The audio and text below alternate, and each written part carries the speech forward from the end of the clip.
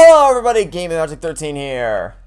And GroupUnicorn71. And welcome back to some more Halo Infinite Versus, where last time I continued exploring the open world and getting some stuff done, and Neil began his ascent, or began his journey towards the final part of the game. He has now begun the final few missions, so the third act is after you've done with the open world, you go to the final set of missions, which is the Nexus, Command Spire, Repository, the Road, House of Reckoning, and concluding with a climactic Silent Auditorium. And I'm not quite there yet. I still have a little bit more work to do out in the open world before I start going down that route. But I'm almost there. So hopefully this episode I'll be able to get going and begin those final few missions. I believe you've just begun the Command Spire? Yeah, I think so. Yeah. So the command... In the mission where the weapon just got... or the cutscene where the weapon just got kidnapped by the Harbinger. The chief tries to delete her and it doesn't work. Yeah. Yeah. I think it's you. So, the Command Spire, for those of you who didn't watch the earlier episodes, I'll bring you guys up to speed. Once we enter those sort of linear story sections where it's the beginning and end of the game, where you leave the open world and you're railroaded down the final story-driven linear missions, when we reach those parts of the game, our concern is going to be more so with making sure we can actually get through them and not miss anything, because we want the winner of this series to be determined not because we missed an unmissable or we missed a missable collectible, but because we just played less well than the other. So that's why we're kind of helping each other through to make sure we don't miss anything in terms of the audio logs and skulls that are scattered throughout those story-driven missions. So, for instance, in the Command Spire, there's a skull. I don't know if you've done this research on your own, but the skull in that mission is up in a room that you get once you reach the room with a bunch of hexagonal pillars sort of floating through the air, like going through those little window things, and then then they rotate around and fly through the air. You know what I mean? Mm-hmm. Yeah. Once you reach that room, you have to grapple on top of one of the pillars, and then from there you can grapple into the ceiling, and then you should be able to find the skull from there. And so basically, when you get to the room where you see the hexagonal pillars floating through the air, let me know, and then I will help you through finding out where the skull is from there. Also, between episodes, I started playing, I started going after the Legendary All Skulls On achievement for this game. It's horrible.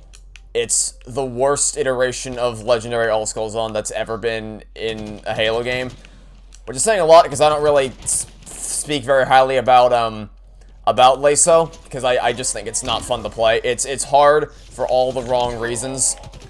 So, but this game is especially bad, and you wouldn't think it would be, because in this game you have one of the skulls that has to be turned on is the bandana skull, which, if you don't know, is a skull that gives you unlimited ammo for everything, meaning that weapons, grenades, and in the case of Infinite, equipment pieces, all of that is unlimited, meaning that not only is there essentially no cooldown whatsoever for the grapple, but it means that you can use it as many times as you want. So that should be a plus, but it's counter, and also for grenades, you're given unlimited dynamo grenades, meaning you can stun enemies infinitely.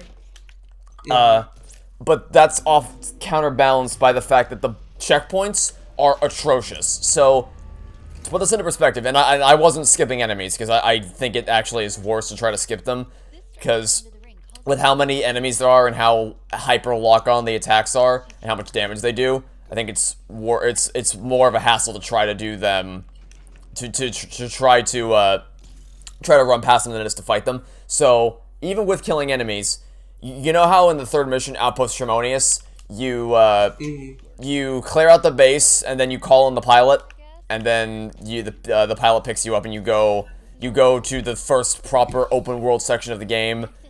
And then you capture Fob Golf, and then you go to the tower and all that. So, I cleared out Outpost Harmonious. There were no enemies, they were all dead. I watched the cutscene, where the pilot comes down, and then we get on the plane, or we get on the Pelican and go. So, I watched that cutscene, flew to Fob Golf, died at Fob Golf, because I made a mistake, and my checkpoint was the beginning of Outpost Harmonious. And it's not even like the actual beginning of the mission isn't like, well, maybe it just reset you to the start of the last mission. No, it was a checkpoint, just a random checkpoint towards the beginning of the mission. It just didn't reset for some stupid reason. It was really, and it wasn't even just that one. Plenty of other ones too. Like in Foundation, the checkpoint they gave me was it was one of the first encounters of the mission. That was where my checkpoint was that I got reset to, and I was reset there from the point before, like, a point after I already watched the cutscene where we pick up the weapon for the first time. So, okay. And I guess, because usually with Laso, you don't get any checkpoints, because one of the skulls that has to be turned on is the Iron Skull, which means that you just restart from the beginning of the mission if you die. But that might... obviously it's not better, because no one wants to be reset to the beginning of the... Oh god, okay. I'll tell you what happened in a second, but I just want to summarize it by saying, Lyso sucks. It also doesn't help that, aside from the bullshit checkpoints, every single brute has a rocket launcher. Like, every single one. Every single brute has a rocket launcher, and it just makes it... the brutes all have rocket launchers, and the grunts all have disruptors. It's just a recipe for hell, is what it is. So yeah, I don't know if I'm ever gonna... I don't know if I'm ever gonna beat Laso, to be honest with you. Because it's just from just the first 3 missions, it's been a nightmare. And I don't really want to know if I want to commit any more time to doing more than what I've already done, but I guess I'll have to wait and see how that turns out. But what I want to talk about is something that just happened. The grapple slam is a little finicky. By which I mean... So I just grappled, like I did a grapple slam onto the ground to kind of stun everything in the area. But I clipped into the ground when doing so. So, now I didn't actually glitch through the map, like I didn't break out of bounds, but I was stuck inside the map for just a second. And that was one of the better times that it happened. I think actually you mentioned it in the Conservatory mission, didn't you mention that, like, you actually... I got stuck under the map. Yeah. That's happened to me a couple times, and there was nothing I could do, so I just had to back out and restart to the last checkpoint, which I suppose isn't a major inconvenience. It's just like, because I mean, it's not exactly a surprise that can happen, because I've seen some speedruns of this game, and they actually use that to their advantage. There's certain parts on all the levels where if you ground pound at the exact right place, you can glitch through the map at a point where you won't be soft locked, like you can still walk outside the map. And then use that to sequence break a lot of the game. But if you do it in the wrong place, then you're just dead. Or not dead, but you're soft locked because you can't go anywhere. So, oh no, speaking of dead, I think I might be. Or maybe I'm not. Thought I was gonna be dead because I grappled as a grunt through a grenade. But I somehow survived. Okay. Yeah, so I'm still... what's it? Oh god. CMRs are down. Anyway, during I eventually gave up and I just decided to try to do some of just to play through ordinarily, just to kind of wash away the pain of Laso. And remember we were talking about how I thought Chaklock's shield doesn't recharge and you were confident that it does? So I replayed that boss battle, and I can say with absolute confidence, it does not recharge. Because there's a standard time it usually takes for elite shields to recharge, usually 3 or 4 seconds. I started attacking him for a bit, and then I ran off to go refill my ammo, because my pulse carbine ran out of ammo. But in doing so, his shield didn't recharge at all, whereas ordinarily it would have recharged by that point. So, that's kind of a key detail in making that boss less painful. Is the knowledge that you don't have, because the pressure with enemy shields for boss fights is the pressure to constantly stay on them, so that your shield never recharges, so you don't lose any of your progress in that regard. But with Chaklock, that's not really an issue because it doesn't recharge. Oh, speaking of boss fights, I actually found a way to make the Spartan killers less painful. Believe it or not. How? So, they give you, the massive graveyard of ships that you initially spawn into? There's a lot of weapons there. And some of the weapons they give you are a Hydra launcher and a rocket launcher. And if you fight, I think Hyperius is the one that's in the chopper. Tavares is the one that has the, that's not a fusion coil. that has the rabbit or the scrap cannon or whatever in the far back. This is like a mathematical thing where like you have to deal exactly the right amount of damage.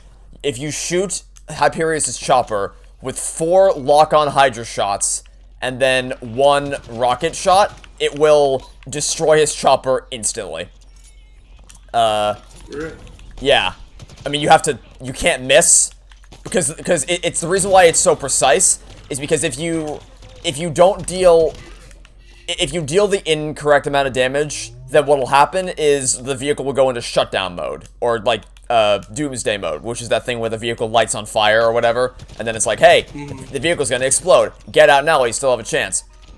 You don't want that to happen, because if that happens, he gets out of his chopper and fights you on foot. But you don't want that to happen, because if he gets on foot, he's almost like I fought him not in his chopper. I think it's worse than if you fight him in his chopper, because the Ravager, his jetpack thing, where he just slams onto your position no matter where you are, is horrible to deal with. So the idea is that you want to try to kill him. You want to destroy the chopper outright, by causing it to manually blow up, but not entering it into doomsday mode. And finding that exact amount of damage is a very tricky balance to strike, because if you're even a little bit off, then you're just done. You've wasted your chance. So you have to be very accurate with it, which is why it has to be, because I died after I did it just to see if I could replicate it, to see if it was a fluke, and I'm pretty sure it's exactly 4 Hydra shots and 1 rocket shot is what will kill Hyperion. Now, Tavares, I still don't actually have an answer for, because when I tested this, he just despawned.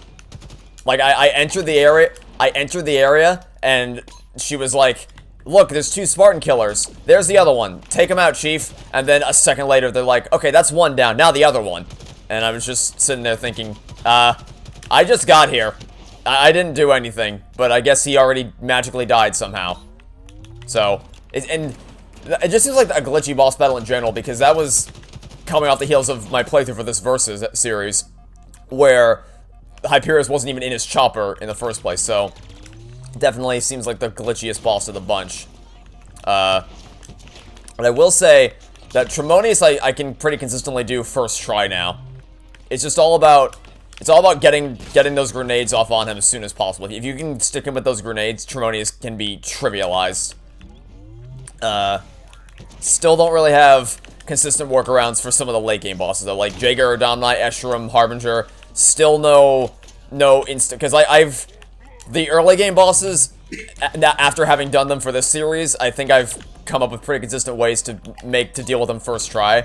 Not so much for the late game bosses, so still remains to be seen how that's gonna go. Of course, I say that I did manage to beat both the Harbinger and Escharum first try when I did it in my stream, but that was a fluke. That was for anyone watching this series expecting me to be able to take down Escharum and Harbinger first try again, that's not gonna happen. That was nothing but a fluke. I cannot explain to you how I managed to do that so well, but I can guarantee you I'll never be able to do that again. So I'll say that much. Anyway, but so I guess did I mention a second ago? Did I say that I beat Tremoni's first try, second try?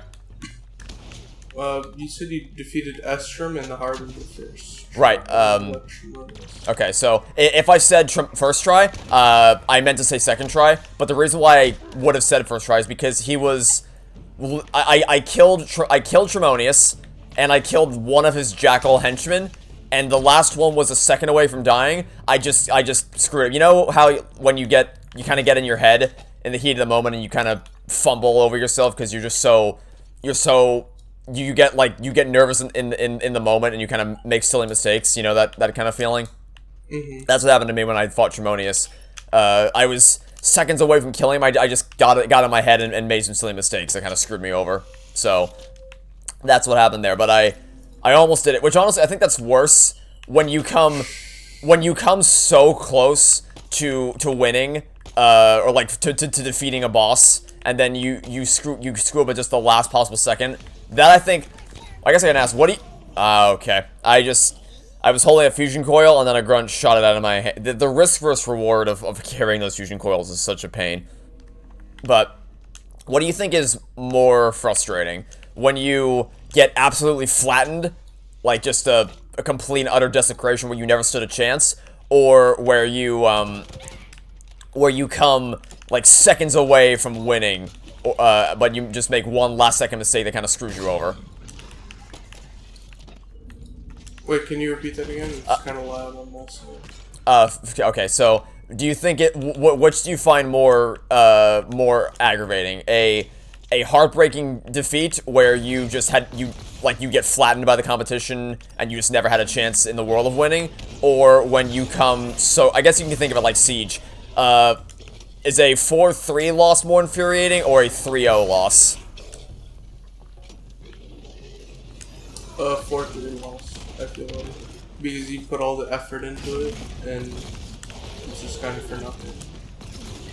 Yeah, so I can make a case in both directions, because on the one hand, in a 3-0 victory, or loss, I should say, in a 3-0 loss, you like never really stood a chance. So it's like, well, I can't really be that mad because there was just it was such a quick defeat that it just barely felt like anything. Like it wasn't that close. It was such a clear victory.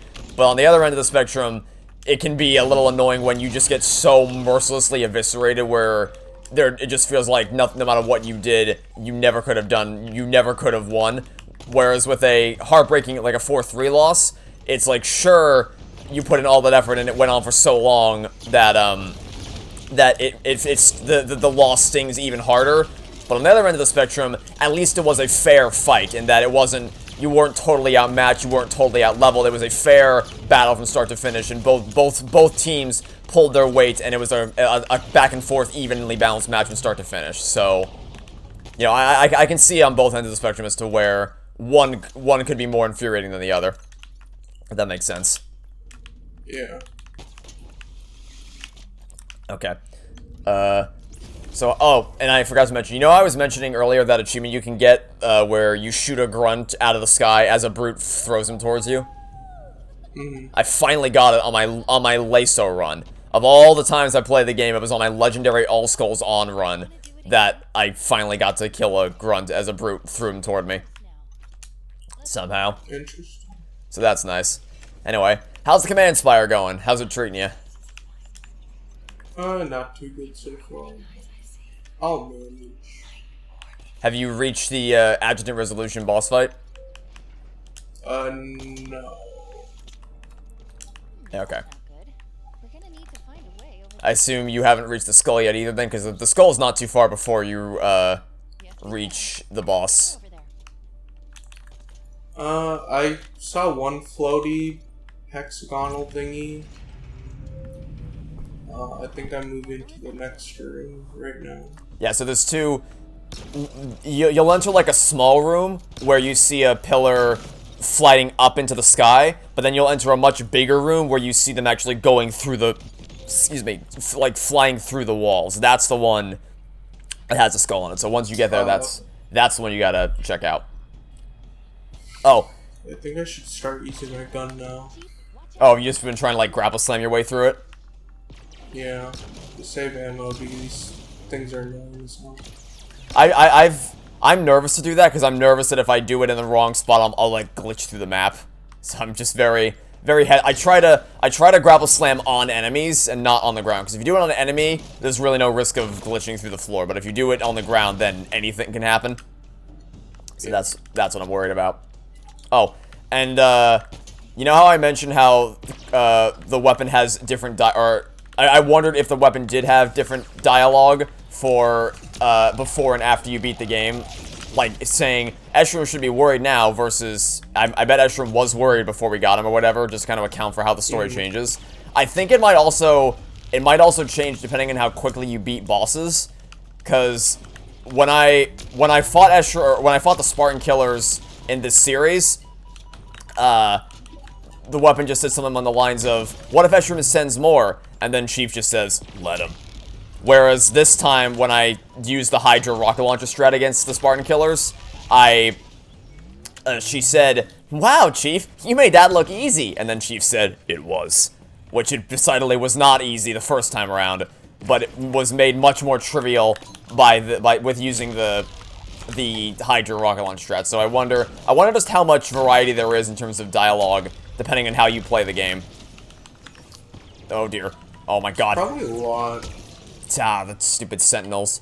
You know the gondola ride in the next with all the sentinels? Mm-hmm. Yeah, that's where I am right now. It's giving me a rough time. Are you doing main missions now, too? Yeah. No. I'm still behind you, so but... do you, like, 100% the whole world and go do the missions? Or what? Yeah, that was my plan, was basically clear out the whole world first, and then do the last missions. Can this drop wall please deploy? Okay, I've thrown down a drop... Is it hard finding everything? Because I feel like that's going to be my biggest time loss. Well, not necessarily, because the scan, like, propaganda towers show up on the map. I think armor lockers do as well if you're near them. The only things that don't show up are audio logs, but because you have the scan, that makes it... Oh, dear God. That makes it easier. Because they'll not only, like... You can hear them, and you can also see the orange outline for where they are. But the banished audio logs, those really only show up in outposts. So that narrows it down. I just got those as I did each outpost because they're not even really that hidden in the outposts themselves. They're mainly just in the rooms you do during the main, like in the rooms you have to travel to complete the outpost. Those are where the banished audio logs are typically hidden. The UNSC audio logs are a bit harder to find, and I did actually miss one. When I first did the readout of Centering, I missed a UNSC audio log when I went back to get it. Oh dear lord. So do you pass a bunch of those hexagonal thingies, or...?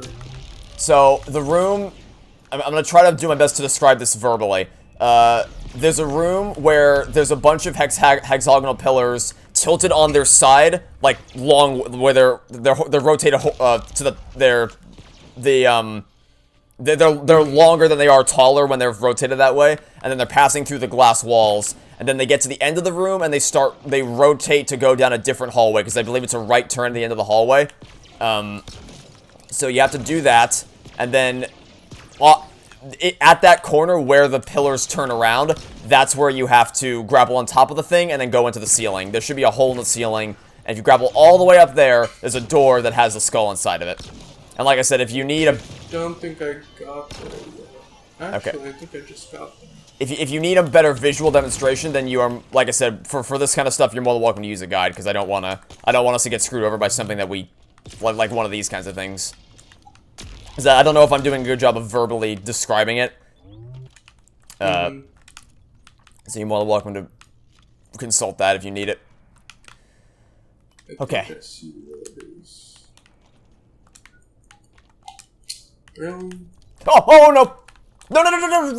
Oh my Jesus. Where's my checkpoint? Where's my checkpoint? Is it here? Okay. This is a crap checkpoint. Good God. I killed all the sentinels, and then I fell off the map because I opened the stupid equipment, Man, I'm getting more and more frustrated by the equipment switcher every time I play the game. Every time I play the game, I get more and more annoyed by this equipment switcher. Okay, actually, I guess that checkpoint wasn't that bad. Also, that threat sensor was useless. I didn't throw it even remotely close to where it needed to be. Jesus. Okay. Yeah, I'm still way behind you. Not the room? This way. I'm so confused. Where are you right now? I'm in, like, the part where the door is supposed to be, but I think I have to continue the game first. So, I think it's a different part of the map. Oh yeah, I think it is. Yeah, unfortunately, because for all you watching at home, you can clearly see his screen, so you know what's going on, but I cannot see his screen, so all I can do is just guess based on his words what's going on and try to... It's kind of like the telephone game, but with a video game. Interconnected. This time. like trying to verbally communicate to me what's going on, so that I can envision that. It's kind of how, it's weird how the English language works, is with a book, an author can have a picture in his head of what an environment looks like. He can then translate that into words on a page, and then to every reader, everyone who reads that same description of words is going to look slightly different in their head, and then to try to pass that information on to someone else is different. It's just, the English language is fascinating in that, and how that works. Because like if I tell you to imagine a pizza place, the image that you and I just had in our head is going to be two wildly different things, and I'm sure to everyone watching at home, it'll be wildly different things. Even if I were to give more specifics, like a tiled floor with red spotted walls and a certain number of tables, for as many specifics as I could give, it'll still be different, just a little bit different for everyone who hears those words, which I think is fascinating the way that works. And it's the same thing for this game, because he has the game in front of him, and like he's in the room and he sees what's going on, and then then he has to translate what it looks like on his end to me. I have to envision what he's described in my head, and then compare that against what all the rooms look like, and then try to figure out based on that what to tell him to help him figure out where the skull is. It's interesting. Ugh. Okay, I just got this. Alright, in that case you're set. That's all. Both rooms look like the first room you enter looks similar to the last room, or the end room, if that makes any sense. Yeah, I get it. Yeah, I know what you mean. Yeah, so that's all for the command spire. If you got that skull, you're set to go. You are set to go fight Adjutant Resolution. I believe it's just one more hallway you have to get through, and then you go fight the boss. Which, by the way, the boss may be repeated, but I don't know about you, but I was not annoyed by having to fight him again at all. Because, like, with the Warden Eternal, it's just so frustrating having to fight that boss 9 times throughout the campaign. Because, like, the Warden Eternal could have been the greatest boss battle in the world. Something gone wrong? I ran out of beam rifling, or not. Stalker rifle? Whatever the lightning beam. Oh, shock rifle? Sentinel beam? Sentinel beam, yeah. I ran out of ammo for that. The wrong time. Yeah, but, because we both despise the Warden Eternal boss battle from Halo 5. But it's, because, like, the thing is, it's not a good boss. There's not much to him. He's pretty flat and uninteresting. But even if he was the most interesting boss on planet Earth, by the time you fight him for the 9th time, or even just the 7th time, kind of gets on your nerves after a while. But I did not experience the same level of fatigue with Adjutant Resolution. And maybe if we fought him the same number of times as we fought a Warden Eternal, that might have gotten on my nerves. But I enjoyed fighting him as much the second time as I did the first time. I don't know about you. Did you feel at all annoyed by having to fight him again? No, he's not that hard of a boss. It's kind of like a mini boss, I feel. Yeah. The other thing too is that his attacks change on the second time you go through, because the fact that because he didn't really have much control over the environment in the first time you fought him, but the second time in the command spire, he can actually move, like, get rid of your cover and fling it up into the ceiling, and of course spawn sentinels on you, so it changes the fight in unique ways compared to how it was the first time you fought him. So it's not, unlike, because the Warden Eternal, the only thing that changes is the amount of versions of him that you fight, which just gets real annoying real fast, especially when they throw 3 of them at you at once. That's just a massive pain in the rear end. Plus, it also just makes sense, because, oh dear god, or maybe I shouldn't phrase it that way, because the justification for why you fight so many of him in Halo 5 is that he's a single mind, but a few million bodies, which is a really lazy way to copy and paste the same boss over and over again. Whereas with this game, the whole idea behind the story is that the ring is being rebuilt all around you all the time. So it makes sense that in doing so, the monitor of the installation would also be rebuilt, as would his form. So that at least it narratively makes sense, and it's not frustrating gameplay-wise that you have to fight him again, which is not, I can't say the same for Warden Eternal, especially because Cortana demonstrates quite clearly that she can pull back the Warden at any time she wants. Like, she has complete control over the Warden Eternals, and should she need to, or want to, she could tell them to piss off, but she just lets them all fight us. She lets the final 3 Wardens tear us to shreds, except until for the final part of the game, or that mission, where about 1 million of them attack you at once, and she's just like, okay, this time I'll stop them. But she doesn't stop them for any of the other Warden Eternal battles. Yeah, I could just go on. I think I'm just really impressed with Halo Infinite's boss battles in general, because the boss battles in Halo have never worked, ever. With Halo 2 being especially egregious, with the Sentinel, the Heretic Leader, the Regret, and Tartarus are all bad for different reasons. And the Halo 5 is just a whole other echelon with Warden Eternal. It's okay. I'm very happy. They finally got boss battles that work well for a Halo game. Yeah. Order approaches. The Reformation is but a new beginning. So have you, speaking of which, I assume you're fighting him now, or at least you're on your way to go Yeah, fight I'm him? fighting him. So I'm a little bit quiet. Fair enough. Yeah, I'm probably gonna, once I get to those bosses, I'm probably gonna go dead silent. Specifically in regards to Escharum. Escharum and the Harbinger, I think, are gonna make me go quiet, because those are tough battles. I mean, I'm not gonna try to do them, well, obviously you always try to do it first try, because you don't think anyone actually wants to repeat a boss battle over and over again. Like, you want to try to do it in your first attempt. But I know that the odds of that happening are slim to none. I thought we were a team.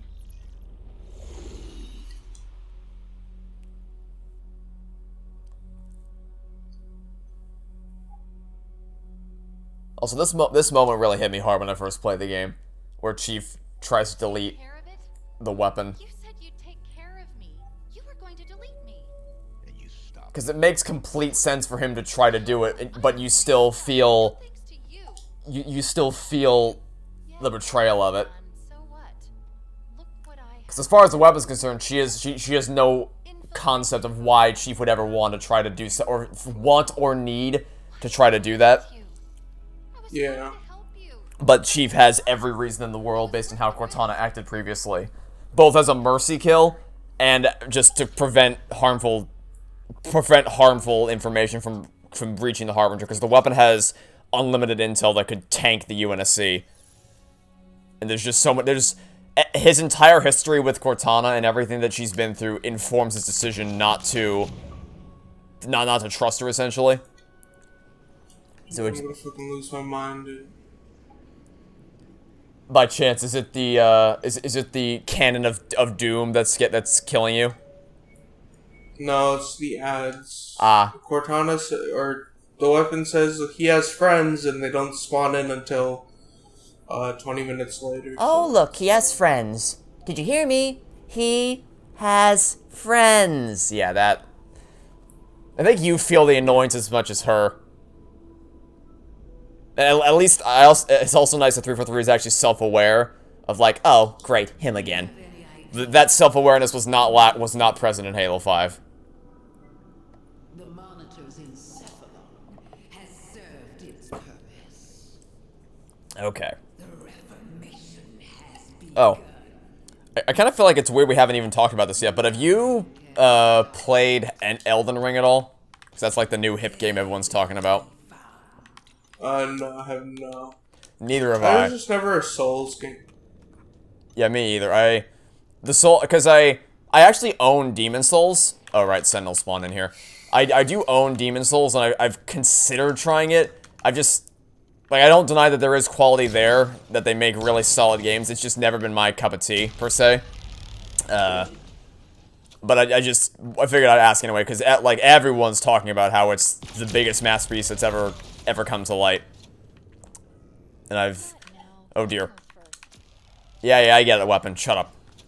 So I figured I'd ask anyway. Whew.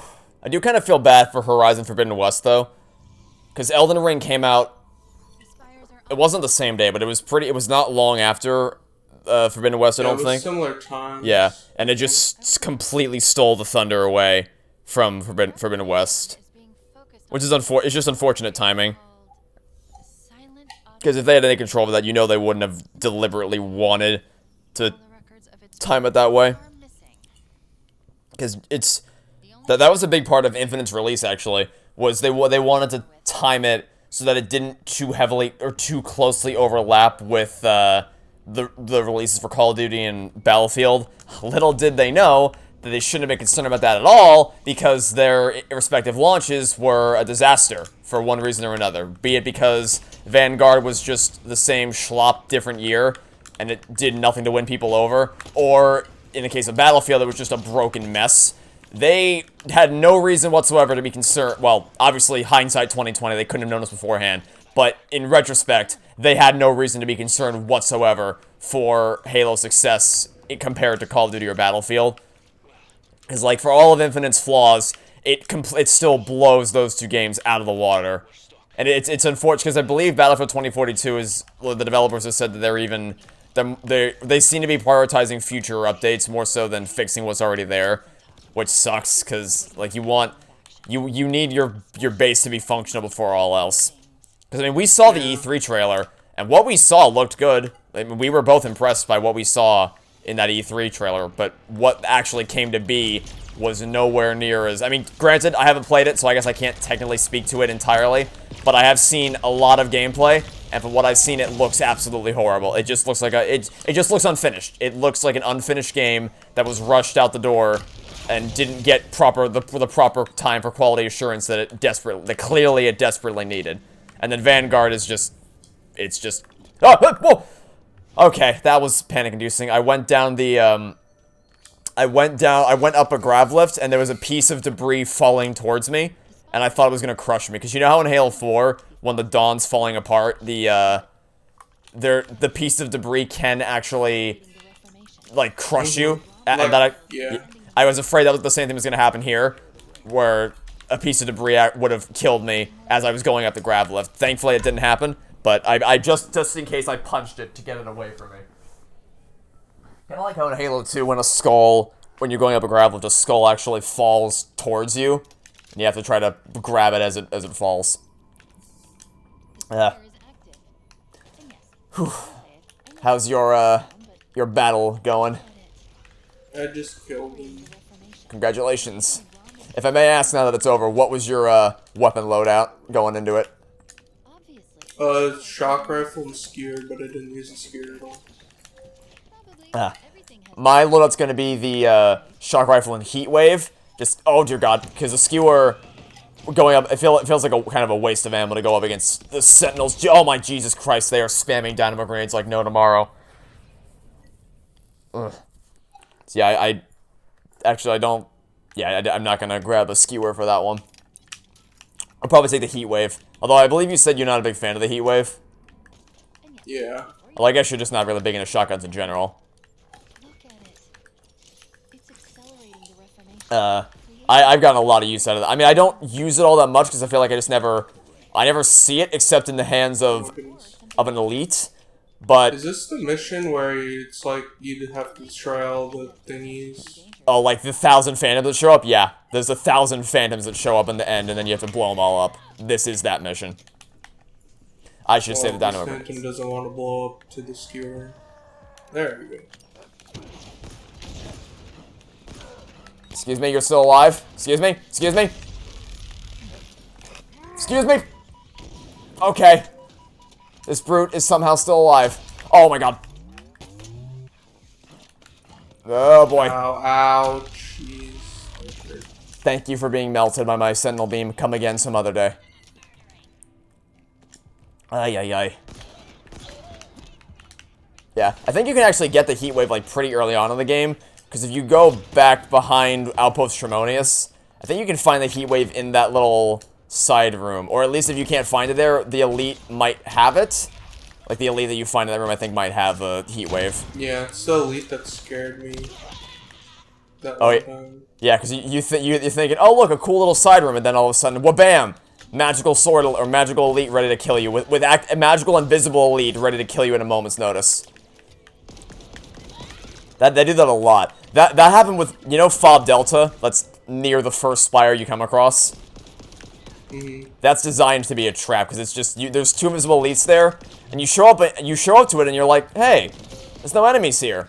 That's strange. And then you get a little bit closer and you hear the elites. You're like, oh, it's an invisible sword elite. Got it. So I guess I'll die then. Because the thing is, they actually talked about that in one of the Infinite developer blog posts. They mentioned it because something they did prior to release was tell sort of the stories. Joseph Staten, which is the head of creative, told stories of his time playtesting the game, and one of the stories he told was of how he was going up to capture a UNSC forward operating base, and he thought it was clear of enemies, and then he actually got there and he's like, oh, there was a freaking thing. There were 2 invisible sword elites ready to kill me that I didn't see coming. So I had heard about this in one of the blog posts, but it still caught me off guard because I just wasn't expecting it. Because there's no reason to suspect anything's wrong there until you're dead. At which point, it's a bit too late to be suspicious of anything. Oh, Jesus. Man, the skimmers are just pain. The skimmers with commando, whether they have commandos or shock rifles or whatever, they are just pain to deal with. Ugh. So are you in cutscenes now, or are you still battling the phantoms? I'm still battling phantoms because they're annoying to kill. That they are. Do those guys have plasma turrets on them, or do they? Is it just the? Okay, yeah, that makes, because it's honestly not even the phantom, because the phantom's main turret is the projectiles move slowly enough to where you don't even necessarily have to worry about them. It's just the plasma turret that can shred you so quickly that gets you killed. So that's what you got to worry about. Well, that's. I mean, I know I've said this before, but if you can try to stick the turret, that's mainly all you got to worry about. If you get the turret, you should be pretty well off. Give me that commando. Hello. The commando, I feel like, is underrated as a weapon. Because you don't see many people talk about it or use it, but it is really solid.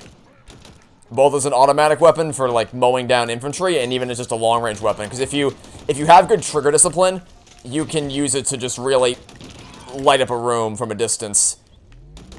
Like, if you treat it more as a DMR and you fire single shots instead of holding down the trigger, it can be extremely effective from long range. Especially the variants, the Impact Commando. The Impact Commando is especially great because it has, I believe the trade-off is that weapon has decreased accuracy but increased range, which doesn't sound that great until you start treating it like a DMR and you fire single shots because treating it as a DMR and firing single shots offsets the inaccuracy that you get as a result of or offsets the decreased accuracy you get from using it. If you know what I mean. Oh dear. I don't have a, excuse me, equipment switcher, please, equipment switcher, I swear to God. Oh, this equipment switcher is going to be the end of me. Actually, no, it has been the end of me multiple times already. Amount of times I've tried to switch around with the equipment switcher, and it gives me the opposite of what I actually want. Please stun him. Sword, good. Oh, there was another one. There was another one I didn't see. Get over here. Oh, Jesus. Whew. I hear that. Hey, guys. Oh, no. Oh, no. Shoot. Charging brutes inbound. Please move. Please move. Gonna need you to reload there, gun. Where are they? Where are they? I don't see them. Oh, they're over there. Okay, cool. Please aim. Please aim. Please aim. Oh, dear God. Oh, I'm out of ammo for the sword? Oh, lovely. Lovely. Okay, okay.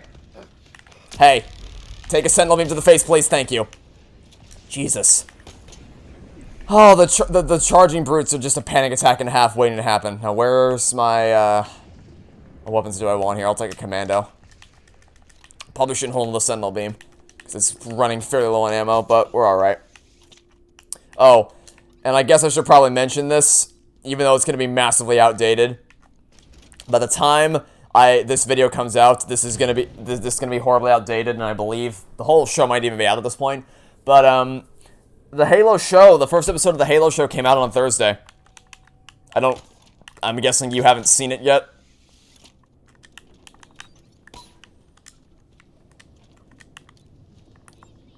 Okay, well, for those of you watching, the Halo show came out. I've seen it, and it's a disaster. Both as an adaptation, as just its own standalone thing, it's a nightmare to get through. Because, I mean, well, first of all, I don't know how you can have a show with a budget of $200 million and still have the CGI look like a fan-made shitpost, but they managed. I think it's free for if you had Xbox Game Pass. Oh, right, yeah. That's right. I forgot. They do actually, they offered a thing where, for a limited time, I think you get like a month trial period. Is that... Stupid Sentinel got me. Is it, do you remember if it's like a month that you get free? I forget. It's something like that. It might be... I think it's either a week or a month. It's not either. Something like that. Either way, it's either you get a free month or a free week of Paramount Plus with Game Pass, which, admittedly, I think is a pretty cool perk. Because obviously, not everyone has the ability to get the... Especially with how many streaming services there are nowadays, it's not very convenient for a lot of people to be able to just instantly pick up Paramount Plus. Especially because I don't think... I'm guessing a lot of people didn't have it before the... before Halo show came out. But yeah, I've seen it, and the CGI looks atrocious, and the amount of times characters should have died that they didn't is laughable. Combining that with the fact, like, Chief... The Silver Team is incompetent, even just disregarding that they should be Blue Team and they're not. The fact that Chief lets as many people die in that camp as he does is mind-blowing. The motivations of the main side character, whose name I already forgot, and her desire to want the UNSC to suffer, despite the... Oh, I just jumped into that wall, didn't I? Yep. Despite the fact that they're the only reason she's still alive, blow my mind. But yeah, I'm interested to see where it goes, if only just to see how broken it's gonna get. So we'll see what happens with future episodes, but from what I've seen so far, I could not be more thoroughly unimpressed. Well, I guess I'm impressed for the wrong reasons, in that I'm impressed that you can have a show with such a high budget that still fails on so many levels. Yeah, I'm curious to see how it... Because this whole series is just going to be a time capsule of all the things we've discussed and how it all develops. Oh, and as for Chief taking off his helmet... Thing is, the act of the Chief taking off his helmet, that's a far more complicated subject than a lot of people make it out to be. It often gets boiled down to either he should or he shouldn't, when in reality, the act of someone like the Chief wanting to take off his helmet is a lot more complicated and nuanced than simply, well, he either should do it or he shouldn't. But what I can say definitively is that if you're gonna have him take off his helmet, it shouldn't be in episode 1, when you're still trying to learn who the characters are. They've essentially... You know how it took 4 games for Chief to start to show some... Well, it took 2 games to show some emotion, 3 games to show a lot of emotion, and 4 games to show a complete breakdown of his character and really get to the core of his emotional struggle with him and Cortana. It took 4 games to do that, and in episode 1 he's already, like, willing to take off his helmet in front of someone who he doesn't even know, who's currently aiming a battle rifle at his head, and then not put it back on when his life and the life of the girl are threatened by the UNSC. That was annoying to watch. And Cortana hasn't even been introduced yet, which is the hilarious part. We haven't even met Cortana yet, and already there's just so much to talk about. And I've seen a lot of people gatekeeping the show in reverse, basically saying that if you don't think the show is a masterpiece, then you're not a true Halo fan, which is just... If you have to say someone isn't a true fan of something, then you've just immediately lost. Like, you can talk about the show itself without having to immediately resort to the defense of, oh, if you criticize this and or if you hate this, you're not a true fan if you hate this, which is not how that works at all. Yeah, have you ever been told that you're not a true fan of something if you criticize it? Yeah. How, that's like, people are just dumb. Feels like that happens a lot of the time, where you'll have people who, because it doesn't, more often than not, the people who are most critical of something are the people who love it the most. Because if you, when you watch something and you identify all the pieces that all the pieces of something that you want to be, that you think could be heavily improved and that should be better, that just shows your passion for the thing in question and all the ways you see room for improvement.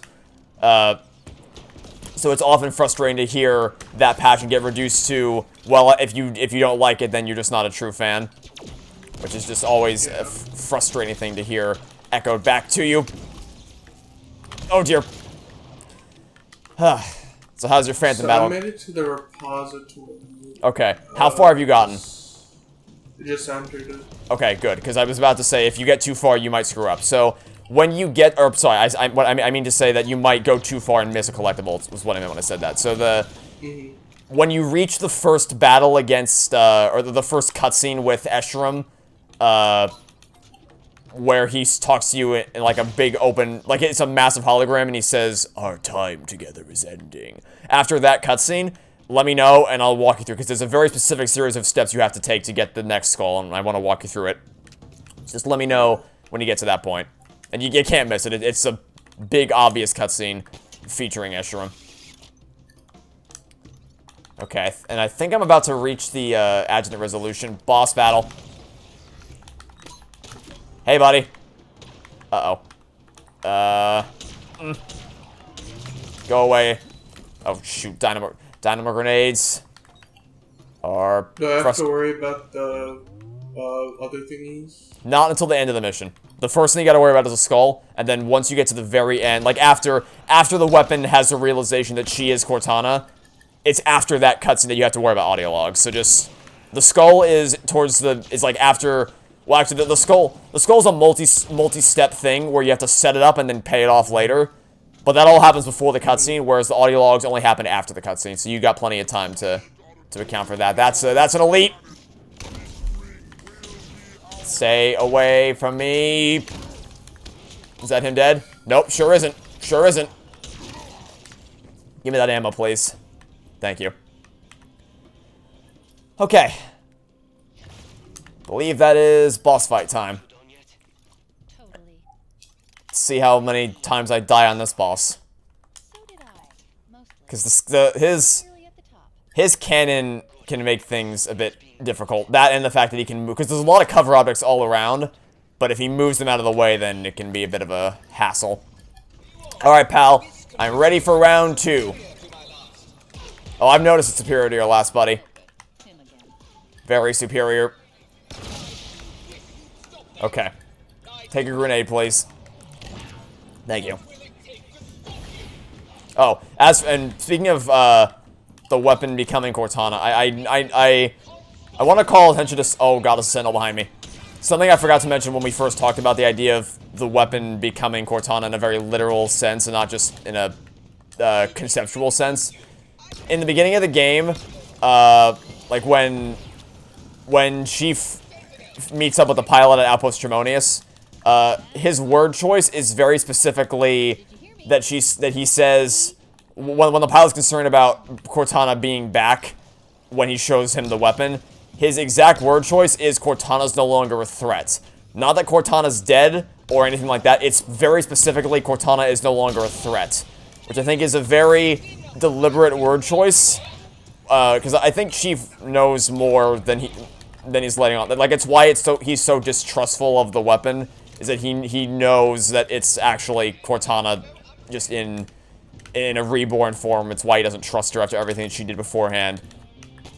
And it's why he's very deliberate with her word. It might also be because he says, Halsey only tells people what they need to know, implying that the idea that she was going to permanently destroy Cortana was something he was not privy to until the last possible second, and that she withheld that information from him because he didn't, obviously, the idea of asking the Chief to try to kill Cortana is not something that can go over very well, given all that they've been through together. Of course, there's also room to think that maybe the entire time she planned not for the Chief to merge them together, but for Cortana to want to merge with the weapon as a way to save them to save her without actually killing her of her own volition. Because that's what Cortana says in the final mission was this your plan all along, Halsey? So there's a lot of, I think it's a very interesting discussion. Oh my god. Sentinels, how about we not? How about we not, Sentinels? Can we not? I'd like it if we not. That'd be cool. It's a very interesting discussion as to the whole, both conceptually, thematically, and in execution as to what it means for Cortana, for Cortana to become the weapon, and the responsibility and baggage that carries, of having to carry the sins of the person she used to be, and then in terms of the motivations of all the characters around her and the information they have in regards to all that. It's a very complicated and nuanced conversation that I honestly don't see get mentioned a lot. I think it's just because I hate the fact that Infinite's multiplayer, because its multiplayer is lacking really significantly at the moment. Oh my god, what am I doing? Sentinels, go away. Go away. How many are there? Hi. Take a heat wave blast, please. The multiplayer is lacking in content right now, and it's something 343 are clearly working very adamantly to address. But because I think because the multiplayer is so lacking and it needs so much work, not in terms of gameplay, because the gameplay is still fun. It's just that there needs to be more of it to be able to retain players for a long time. It's kind of taken some of the spotlight away from the campaign. Because when it came out, it was just unanimous praise for the campaign, and it still is. Like, if you actually were to ask people's thoughts on the campaign, I'm pretty sure it would still be unanimous praise. But because like the main point of discussion right now is in regards to the multiplayer and how little content there is now that there's been more time for it to settle. I think there's some attention's been lost in the campaign itself, which makes sense, I guess, because a lot of people, like, we're the exceptions. Most people don't play the campaign again and again. Most people played it once and then call it a day. Well, in fact, I've played it, this is 6 times, I'm pretty sure, is how many times I've played this game. That's abnormal. I understand that. But it's just because I love this game so much, and I keep wanting to come back for more. But most people just play it once, and then call it a day. So I don't necessarily blame them for not, bringing it up again. But even when the game first came out, and probably because of, it's unfortunate, because when the game first comes out, you don't really get a chance to talk in depth about a lot of the story beats, because there's the no spoiler rule, as it should be. You don't want to go in depth for a lot of the character arcs and story beats, because you want to reserve that time for people to be able to talk about it, or to discover it for themselves and experience it for themselves. But then once the new year passed over, the spoiler rule kind of got lifted, but it was also around the time of the new year that people started to notice the lacking content for the game in general, so it's just, there wasn't really any time for a lot of in-depth discussion to be had about the campaign before it all just flew off the rails. And the problems with the multiplayer, content-wise, started to become more apparent, if you know what I mean. Anyway, that was a longer tangent than I intended to go on there. But, in other news, I took out Adjutant Resolution. Oh, Jesus Christ. And I've now reached the room where you fight 1,000,000 phantoms. I just gotta clear the actual room first before the phantoms decide to show up. Yep. Jesus. Okay, where's that brute? Where'd he go? Oh my god! I was stuck. God damn it, I was stuck. I just don't. Having my game audio turned down for the sake of recording is really biting me in the ass here. Because it makes it so much harder to hear when grenades go off. Nope. Stop disrupting me. Literally disrupting me with your disruptor. No, that's a grenade. Was I stuck again? I don't think I was. No, I wasn't. I'm fine. You never know for sure when you grapple towards an enemy. You never know for sure whether the, like when you grapple towards an enemy that just threw a grenade and you offset it and it flies into the air because you offset it. You never know for sure if you're stuck until oftentimes it's too late. What's left? You're still alive. And you are dead. Okay. Give me that. Give me this. Alright, time for the battle against the phantoms. 1 skewer shot, 2 rocket launchers, and it's dead.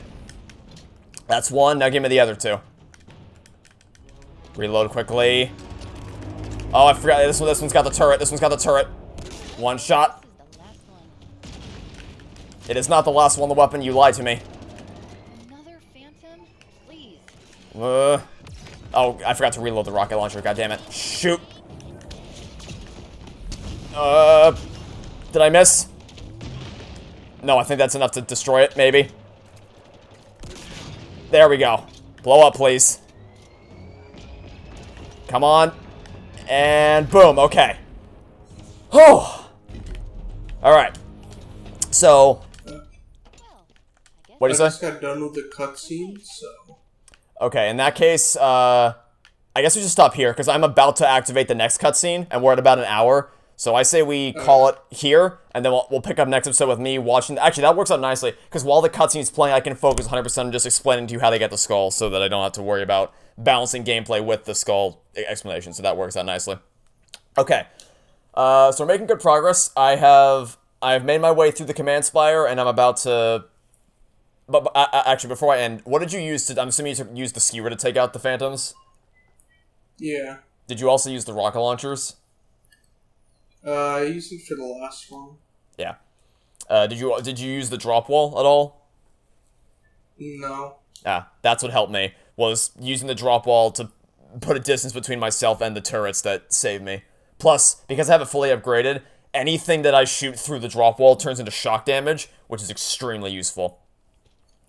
Anyway, that'll be where we wrap things up today. We're approaching the end game. I'm about to go to the repository, and then that'll be approaching end game stuff. So we're getting close. I imagine probably 2 or 3 more episodes, and we'll probably be done. So exciting. All right, that'll be it for now. Thanks all for watching. Stay tuned for next time. And until then, this has been GamingMagic13 And GroupUnicorn71. and hope to see you all next time for some more Halo Infinite Versus. Goodbye.